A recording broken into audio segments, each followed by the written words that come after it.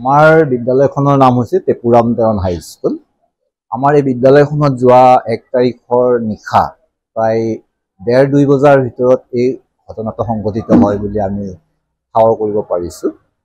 এতিয়া আমাৰ এই বিদ্যালয়খনত আগতেও এনে চুৰি কাৰ্য হৈছিলে। কিছুদিন আগত ফেন এখন লৈ গৈছিলে। তাৰপিছত এতিয়া এইটো কিন্তু অলপ তাতোকৈ অলপমান এইটো বেছি মানে ক্ষতিকাৰক আমাৰ হৈ উঠিলে। ইয়াত আমাৰ ব্যৱহাৰ্য কিছুমান সামগ্ৰী লণ্ডভণ্ড কৰিছে আৰু লগতে আমাৰ টিভি এটা নতুনকৈ আমাৰ লোৱা আছিলে।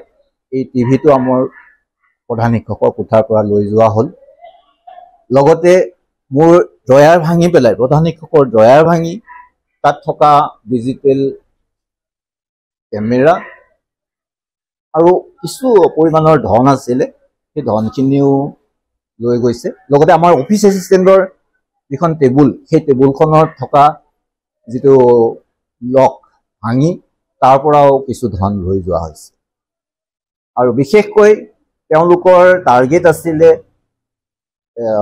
এই ব্যৱহাৰ্য সামগ্ৰী যিবোৰ সেইবোৰ লৈ পেলাই তেওঁলোকে তেনেধৰণে আগবাঢ়িব বিচাৰিছিল।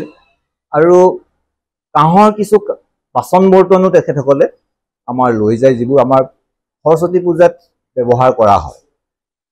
লগতে এতিয়া আমি আজি কিছু থান ঠিক লগাই পুলিচ অহাৰ পিছত, যোৱাকালি পুলিচ আহিছিলে, পুলিচত এজাহাৰ দিয়াৰ পিছত আহি তেখেতসকলে গোটেইখিনি চালে।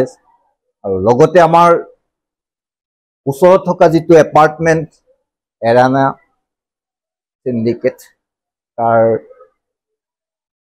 যিজন তেখেতৰ দায়িত্বত আছিলে ডিউটি মানে নিশাৰ চকীদাৰৰ, তেখেতক সোধ-পোছ কৰিলে আৰু তেখেতে জনালে যে 1:30-2 বজাৰ ভিতৰত সেইদিনাখন শব্দ এটা শুনিছিলে আৰু শব্দ শুনাত অকণমান গেটলৈ ওলাই আহি হুইচেল বজালে আৰু তাৰপিছত কিন্তু কাকো নেদেখিলে।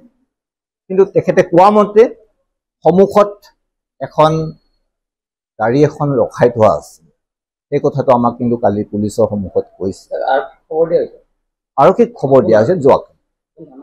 দিছপুৰ থানা আহিছে। কাকো এতিয়ালৈকে আটক কৰিব পৰা নাই।